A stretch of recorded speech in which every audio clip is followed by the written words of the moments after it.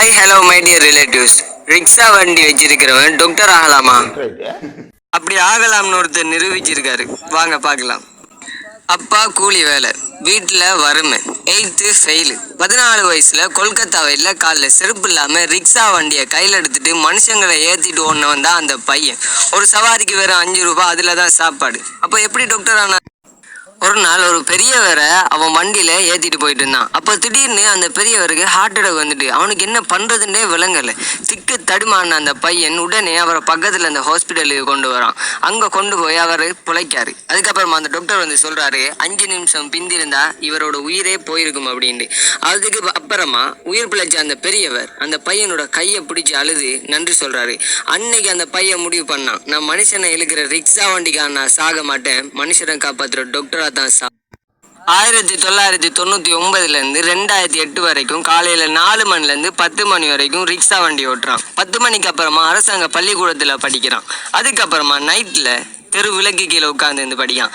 Book வாங்க காசு இல்லை, குப்பையில நடந்த புக்கை பிறகு படிக்கான். நோட் வாங்க காசு இல்லை, பக்கத்துல இந்த பையனோட நோட்டை கடன் வாங்கி படிக்கான். இப்படியே படிச்ச அந்த பையன் ஒரு உறுதி எடுத்தான், தூங்குனா கனவு போய்ச்சிடும், முழிச்சிருந்தா தான் கனவு ஜெயிக்கும் அப்படின்னு உறுதியோட இருந்த அந்த பையன் அவனை பார்த்து ஒட்டுமொத்த ஊரே கேலி பண்ணிச்சு.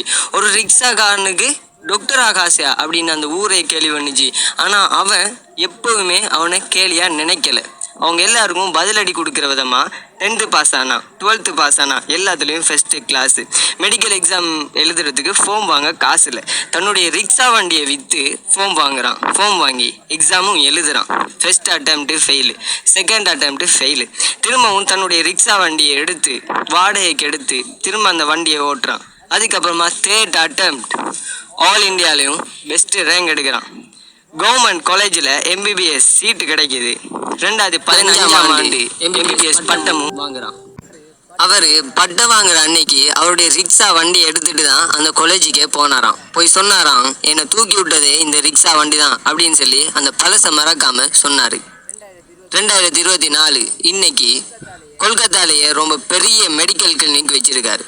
அங்கே இருக்கிற சிறப்பம்சம் என்னன்னா, ரிக்ஷாக்காரங்க கூலி வேலை செய்கிறவங்க எல்லாருக்கும் அங்கே ட்ரீட்மெண்ட் ஃப்ரீ. அவருடைய கிளினிக் போர்டில் என்ன அடிச்சிருக்குன்னா, பணம் இல்லைன்னா பரவாயில்ல, நம்பிக்கையோட வாங்க அப்படின்னு சொல்லி அடிச்சிருக்கு.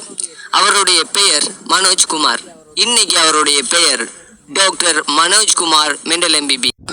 ஐயஸ்வர தபீபன் ரைஸ் முஜர்ரத கிஸ்ஸத்தின் இன்னஹு தாரீஹுன் வக்கஹ அலைஹில்லாஹ பினஃப்ஸி.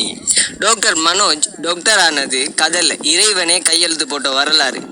டாக்டர் ஆக முடியும்னு ரிக்ஷாக்காரன் தலையெழுத்து இருந்தா ஏன் நம்ம தலையெழுத்துல அப்படி இருக்காது? ட்ரை பண்ணா எல்லாம் முடியும்.